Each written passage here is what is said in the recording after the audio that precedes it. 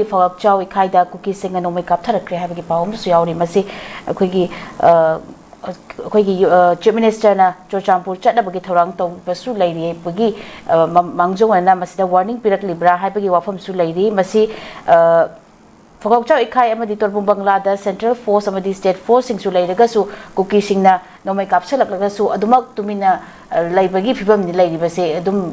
kamai thami sa betang sa si ahoi hande hona dum thena lava pot amani da ko si nongna interpret tawroi mathok tadre adu moi di law and order phatte security reason da ma lambi du na tawba yade no manga aeroplane pa yade ga highway gi type tu gi mong ne ko moi na du thon be mong ne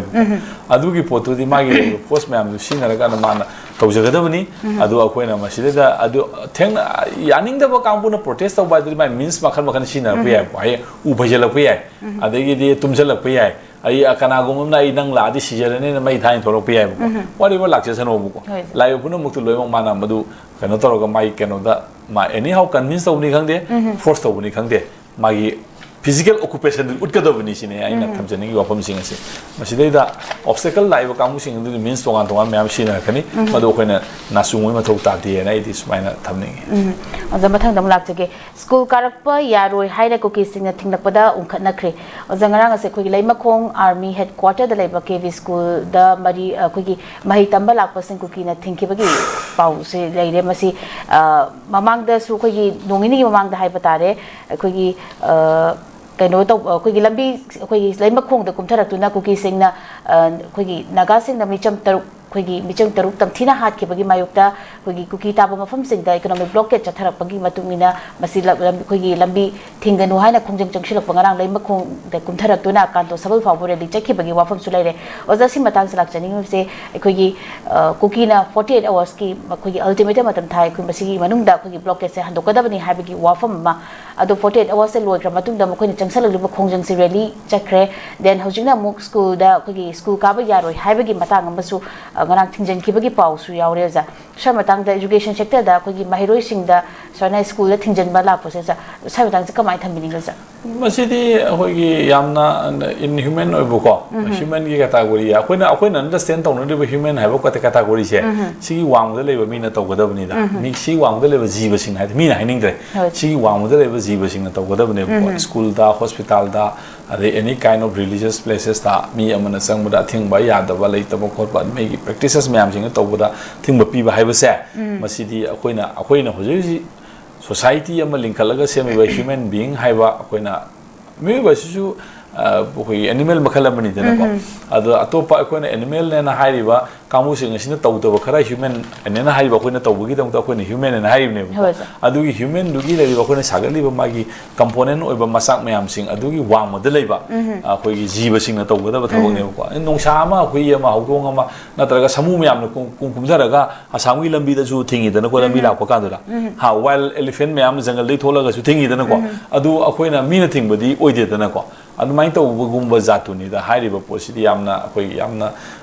khoi mina taba akoina understand tawriba kamusing asina sumai tawga posi school kabda thinge adu tawe ga hai tawriba sanghandre ga tawriba kamusing asidi sumai tawba kamusing asina tawgadabni da human gi level gi wangmada leigraba mina ajiba singna tawgadabne bu ko group salup naina umthara kotara ga du tawbada da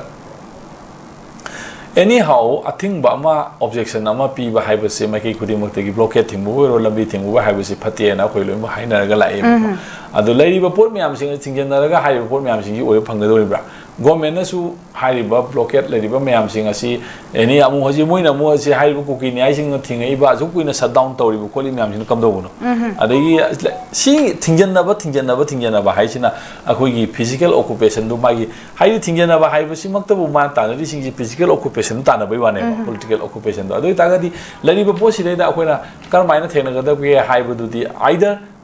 Ladiba Masida Yauriba Mayam Sing Asina naturally Tenabama, people gi level degi. Or not established the government Madugi Potu, people gi welfare gi the Mukta Tenabama. Anishka never means as you go. Ada Hukanana Teneri have issues in the Kalaka.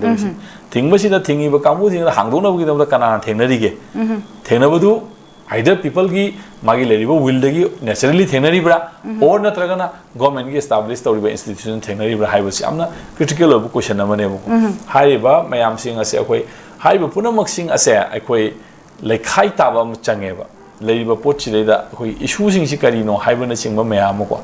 ꯑꯗꯨꯅꯅꯦ ꯑꯩꯅ ꯃꯇꯝ ꯄꯨꯝꯅꯃꯛꯇ always ꯍꯥꯏꯖꯔꯤꯕꯁꯦ ꯑꯩꯈꯣꯏꯒꯤ ꯂꯩꯔꯤꯕ ꯂꯩꯕꯥꯛ ꯑꯁꯤꯒꯤ ꯑꯄꯨꯟꯕ ꯁꯛꯇꯝ ꯑꯁꯦ ꯀꯔꯝꯍꯥꯏꯅ ꯂꯩꯃꯤꯟꯅꯒꯗꯒꯦ ꯍꯥꯏꯕꯁꯤꯒꯤ ꯑꯥꯏꯗꯤꯌꯥꯁꯦ ꯔꯤꯚꯤꯖꯤꯠ ꯇꯧꯕꯒꯤ ꯃꯇꯝꯁꯤ ꯑꯣꯏꯗ꯭ꯔꯤꯕ꯭ꯔꯥ ꯍꯥꯏꯕ ꯋꯥꯍꯪꯁꯦ ꯑꯩꯒꯤ ꯃꯇꯝ ꯄꯨꯝꯅꯃꯛꯇ ꯑꯦꯅꯤ ꯀꯩꯅꯣꯝꯃ ꯊꯣꯛꯂꯛꯄ ꯀꯥꯟꯗ ꯃꯁꯤ ꯊꯣꯛꯑꯦꯕꯀꯣ ꯑꯗꯨꯅ ꯃꯁꯥꯏꯁꯤꯗꯩꯗ ꯑꯩꯈꯣꯏꯅ ꯑꯩ ꯋꯥꯍꯪꯁꯤ ꯁꯨꯃꯥꯏꯅ ꯑꯩꯗꯤ ꯊꯣꯛꯆꯕꯅꯤꯅꯀꯣ ꯂꯩꯕ ꯍꯥꯏꯗꯤ ꯌꯥꯅꯤꯡꯗꯕꯒꯤ ꯄꯣꯠ ꯑꯃ ꯂꯩꯕꯒꯤꯅꯦꯕꯀꯣ ꯌꯥꯅꯤꯡꯗꯤꯗꯨ ꯀꯗꯥꯏꯗꯅꯣ ꯀꯃꯥꯏꯅ ꯌꯥꯅꯒꯗꯒꯦ ꯍꯥꯏꯕꯒꯤ ꯑꯩꯈꯣꯏ ꯔꯤꯚꯤꯖꯤꯠ ꯇꯧꯕ ꯑꯃ ꯅꯠꯇꯅ ꯑꯩꯅ ꯄꯨꯈꯠꯂꯤꯕ ꯑꯥꯏꯗꯤꯌꯥꯗꯨꯅ ꯑꯥꯏꯗꯤꯌꯥ ꯑꯣꯐ ꯀꯨꯀꯤꯅ ꯑꯥꯏꯗꯤꯌꯥ ꯑꯣꯐ ꯅꯥꯒꯥꯅ ꯑꯥꯏꯗꯤꯌꯥ ꯑꯣꯐ ꯃꯩꯇꯩꯅ ꯂꯩꯗꯅꯀꯣ ꯁꯤ ꯁꯨꯄꯔꯁꯤꯠ ꯇꯧꯅꯤ ꯅꯠꯇ꯭ꯔꯒ ꯁꯤ ꯑꯗꯨ ꯇꯧꯅꯤ ꯑꯗꯥ ꯇꯧꯅꯤ ꯍꯥꯏꯕꯒꯤ ꯑꯥꯏꯗꯤꯌꯥ ꯑꯃ ꯑꯣꯔ ꯅꯠꯇ꯭ꯔꯒꯅ ꯃꯩꯇꯩ ꯈꯛꯀꯤ ꯁ꯭ꯇꯦꯠ ꯑꯃ ꯁꯦꯝꯃꯒ ꯌꯥꯒꯗꯧꯔꯤꯕ꯭ꯔꯥ ꯀꯨꯀꯤ ꯈꯛꯀꯤ ꯁ꯭ꯇꯦꯠ ꯑꯃ ꯁꯦꯝꯕ ꯌꯥꯒꯗꯧꯔꯤꯕ꯭ꯔꯥ ꯅꯥꯒꯥ ꯈꯛꯀꯤ ꯁ꯭ꯇꯦꯠ ꯑꯃ ꯑꯗꯨꯒꯤ ꯐꯤꯖꯤꯕꯤꯂꯤꯇꯤꯅ ꯀꯔꯤꯅꯣ ꯍꯣꯔꯦꯟ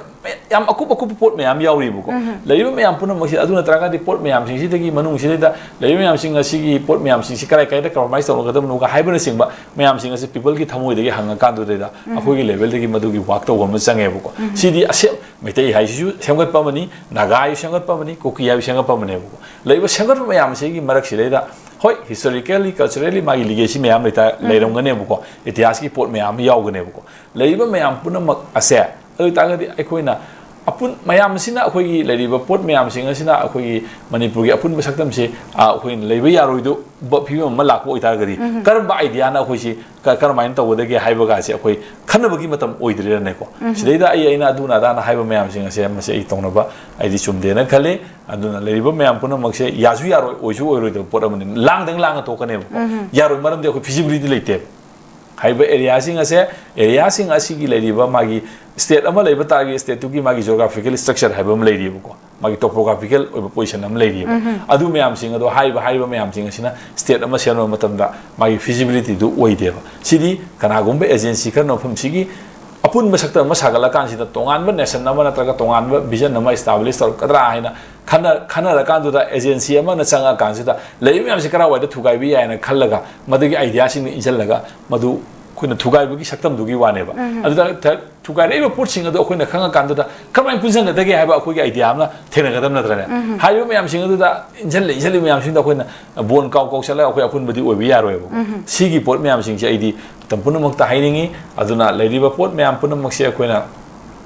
ꯌꯥꯝꯅ ꯄꯣꯂꯤꯇꯤꯀꯦꯜꯂꯤ ꯌꯦꯡꯕ ꯑꯃ ꯆꯪꯉꯤ ꯂꯣ ꯑꯦꯟ ꯑꯣꯔꯗꯔꯒꯤ ꯐꯤꯕꯝꯒꯤ ꯋꯥꯡꯃ ꯂꯥꯟꯅꯀꯣ ꯁꯤ ꯂꯩꯕ ꯄꯣꯠꯁꯤꯡ ꯂꯣ ꯑꯦꯟ ꯑꯣꯔꯗꯔꯒꯤ ꯏꯁꯨ ꯉꯥꯛꯇ ꯅꯠꯇꯦ ꯄꯣꯂꯤꯇꯤꯀꯦꯜꯂꯤ ꯃꯁꯤ ꯏꯟꯇꯔꯚꯦꯟ ꯇꯧꯕ ꯄꯣꯠ ꯈꯔ ꯌꯥꯎꯔꯤꯕꯅꯦꯕꯀꯣ ꯑꯗꯨꯅ ꯄꯣꯠ ꯃꯌꯥꯝꯁꯤꯡ ꯑꯁꯤ ꯑꯩꯈꯣꯏꯅ ꯃꯁꯛ ꯃꯨꯟꯅ ꯈꯪꯉꯀꯥꯟꯗ ꯑꯩꯈꯣꯏꯅ ꯊꯦꯡꯅꯒꯗꯕ ꯂꯝꯕꯤꯗꯨꯗ ꯆꯠꯂꯒꯗꯤ ꯑꯩ ꯊꯣꯏꯗꯣꯛꯅ ꯌꯥꯝ ꯀꯥ ꯍꯦꯟꯅ ꯀꯩꯁꯨ ꯂꯨꯒꯗꯕ ꯅꯠꯇꯦꯅ ꯈꯜꯂꯤ ꯂꯨꯒꯗꯕ ꯅꯠꯇꯦ ꯑꯩ ꯈꯣꯡꯆꯠꯇꯨꯕꯨꯗꯤ ꯈꯪꯗꯣꯛꯄꯗꯨꯕꯨꯗꯤ ꯂꯨꯕ ꯌꯥꯏꯕꯀꯣ ꯃꯗꯨꯕꯨ ꯈꯪꯗꯣꯛꯈ꯭ꯔꯗꯤ ꯅꯠꯇ꯭ꯔꯒ ꯃꯗꯨꯕꯨ ꯊꯦꯡꯅꯕꯒꯤ ꯂꯝꯕꯤꯗꯨ ꯂꯥꯛꯈ꯭ꯔꯒꯗꯤ ꯌꯥꯝ ꯀꯥ ꯍꯦꯟꯅ ꯀꯩꯅꯣ ꯇꯧꯒꯗꯕ ꯅꯠꯇꯦꯅ ꯑꯩꯗꯤ ꯁꯨꯃꯥꯏꯅ ꯊꯝꯅꯤꯡꯉꯤ